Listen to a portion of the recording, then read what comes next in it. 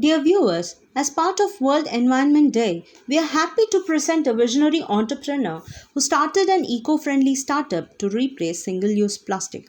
His persistent research led to the patent of Leafy Straws. Leafy straws are 100% organic and compostable drinking straws made of dried and fallen palm leaves.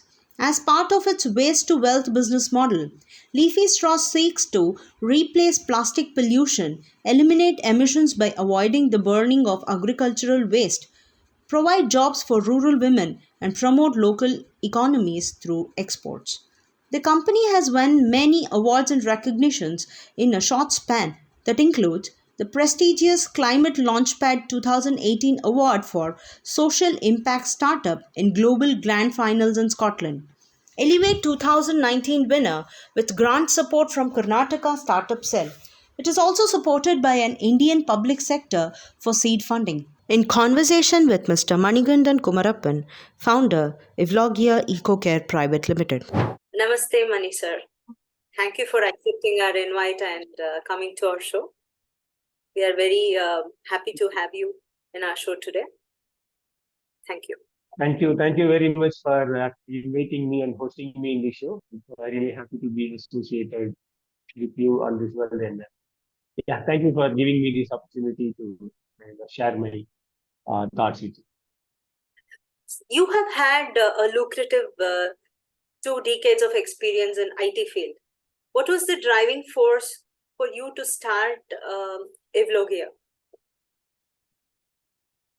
And that is true, actually. So I'm having 2 decades of IT experience. I worked outside India in Europe and US for about 6, 7 years. But then after working for 20 years, I wanted to be entrepreneur, actually. So that is some passion, you can say. So different people have different aspirations. I had this passion to become an entrepreneur. So when I wanted to become an entrepreneur, I had two options. One is to choose a tech job because I have been having the experience always on the tech side. I'm basically an engineer, electronics and communication engineer.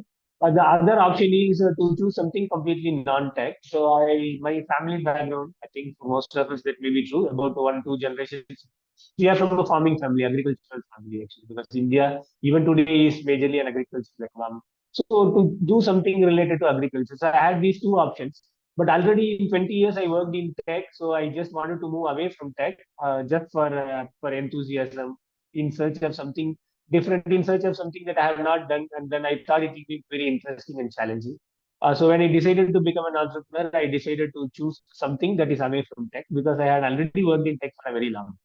And then in 2016, I left my job. We had a first startup called the Tempo Foods. So that we were selling trimmed tender coconuts actually. So we were supplying tender coconuts to households, to doorsteps of consumers, to retailers and everything.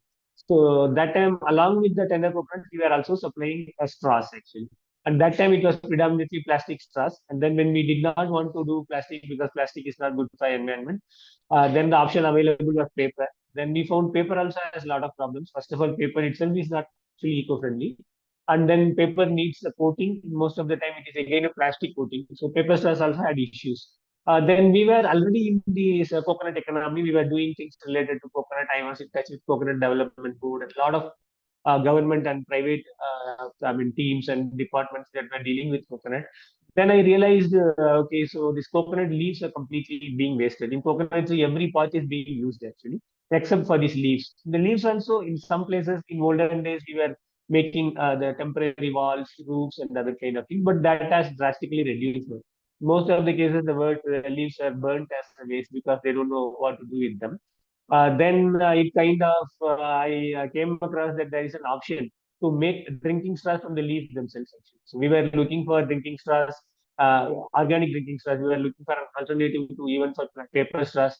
Then we were in the coconut related ecosystem, and we found the coconut leaves are available plenty around us. And then the match really worked out. So we started this Iglogia Eco Care, and that's how the journey of Iglogia started. And now we are making drinking straws from fallen coconut leaves. And not just straws, we are also going to start making plates, cups, container boxes. Everything will be made from agricultural waste that is available locally. So that is the philosophy of our company.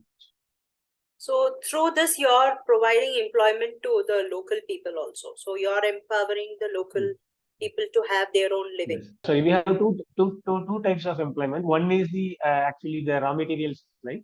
Raw material, when I mean our only raw material is fallen coconut leaves. Right now we are getting it from four different districts. It is in Kanyakumari, Toothukudi districts in Tamil Nadu, Krishnagiri district in Tamil Nadu, and also Tumkur district in Karnataka. So these are the four places where we are getting our raw material. So what we have done is we have given training to women's self-help groups. So women's self-help group attached with both the government or some kind of support would be some kind of private NGOs. Through them, we came in connection with them. We gave them the training of how to collect the raw material, how to choose how to kind of pack them and send to us actually. Based on that, they are collecting raw material and supplying to us. This is a women's self-help group. In each group, there are 4 to 5 women working. Like that, about the 6, 7 groups are supplying raw material to us. And this is a part-time work for them. They have anyway their regular work actually. So they are doing different kind of jobs, right, from agricultural laborers or whatever it is. And in the part time, they are also collecting the leaves and then supplying to us as per our requirement.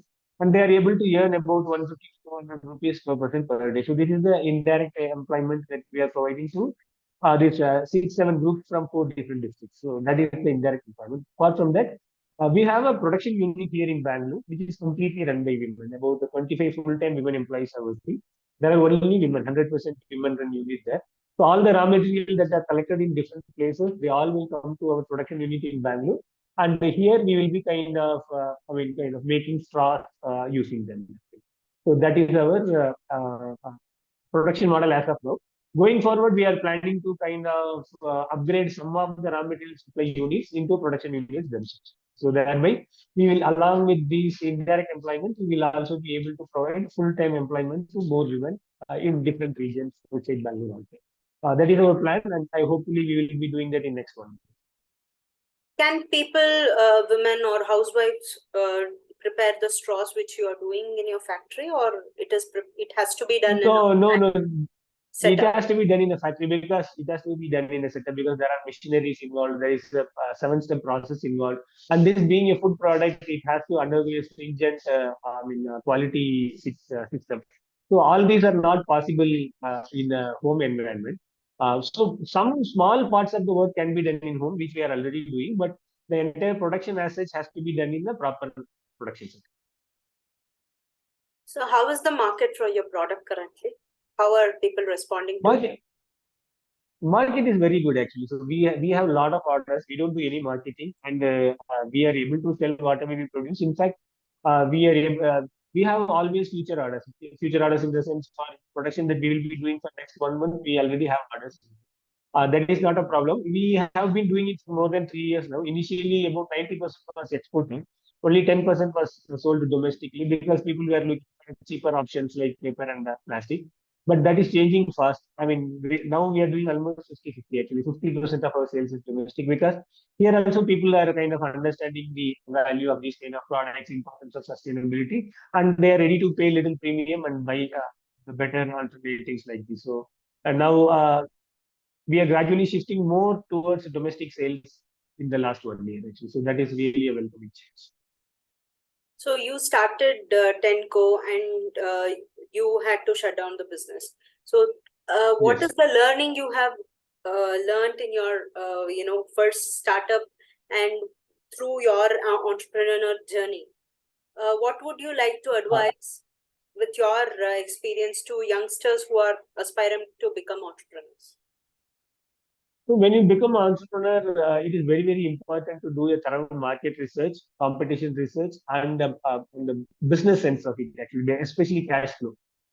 Because we will only know 1% of the success stories of the startups, but for every 1%, there is a 98% failures, which will never hit the news. So people have to be aware that entrepreneurship is not an impossible thing, but it is really a very dedicated journey actually. So it needs a very thorough commitment, planning, and everything. So I would say 3 mistakes I did in Tenco, which I had to kind of realize, which I had realized after some time, and I made sure that I don't repeat them in my second startup. So I hope that it gives some kind of lessons to the budding entrepreneurs. So the number one is actually the cash flow. So in Tenco, the biggest problem we have is we had like a perishable actually. So we had to pay in advance and buy the tender coconut because tender coconut we won't we were startup, so nobody was giving us in credit. So we used to pay advance and get the tender coconuts, and that is perishable. So if we are not able to sell before it gets rotten, then we have to write it off. So that was number one. Second, the sales what we were doing. We had two models. One is to consumers we were directly supplying. That was again advance payment. So that was going good, absolutely no problem. But what we sold to stores, the retailers, the online offline, that we had to give in credit. And the credit cycle was ranging from 1 month to 3 months, and then payments were not coming on time. So for a startup, you are buying raw material, paying advance, but after you give your finished product, if you don't get the payment from your customers, then the cash flow is getting really affected actually. So we really have to have a thorough plan towards it. That is number one. The second one is I mean, kind of entry barrier actually. So whatever you do, you make sure the competitors, you have some kind of advantage, either the early mover or kind of some patent, some kind of things where others cannot just copy overnight and then overtake. So that is what we realized in Tenco. What happened was whenever the summer comes, there's a season hits, everybody will start doing this, and then after 2 3 months they'll stop doing. Then we had to adjust our business plans and everything actually. So because there was no real entry plan. So that is a second thing that entry barriers. You have to make sure that whatever you do cannot be kind of simulated or duplicated or copied so easily such a way that you can be thrown out by a big guy overnight. So you have to make sure that that is not kind of happening.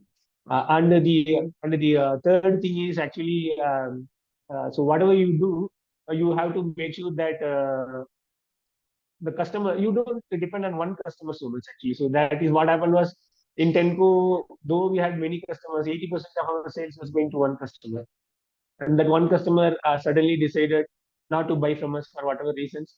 So our revenues kind of slashed from 100 to 20 in a month. So that again kind of had a big hit actually. So you have to make sure that even if you are dependent on one customer, there should be some contractual obligations such a way that you don't have to kind of reduce your slash down your sales overnight. Or you have a distributed set of customers so that even if one or two kind of are kind of moving out way also, you have decent sales on your kind of radar. So these are the three things that we have to take care. So I'm doing exactly the same thing in Eulogia. So now Eulogia, so we don't give a credit. All our sales are 100% of free trade. So that is number one. So we don't have the cash flow problems. And the second thing is we have patented our entire process and product. So that is acting as an entry barrier. That is not somebody to just come and copy and then duplicate. That cannot be happening. And the third thing is we have a variety of customers. We are selling to 4 countries right now. So even if one country, the entire country goes to an unexpected, very bad economic situation, slowdown also, 75% is that 3 other countries, and going forward, we'll be expanding to more countries. So we are not restricting to a small geography or a small customer segment. So we are kindly having a wide, we are actually having a wide reach. So even in the unexpected impact, which is out of your control of one segment or one geography, will not affect your business. So these are the actually main things that I learned in my Tenco journey. That is my first entrepreneurial venture. So and I made sure that those are taken care in you. I recommend the budding entrepreneurs also to keep an eye on these lines. Thank you very much for coming to our show again, and I hope viewers have got some insights on sustainable living. Thank you. Namaste. Thank you, Shiva. Thank you for listening to us. Thank you, everyone. Thank you. All the best. Bye bye.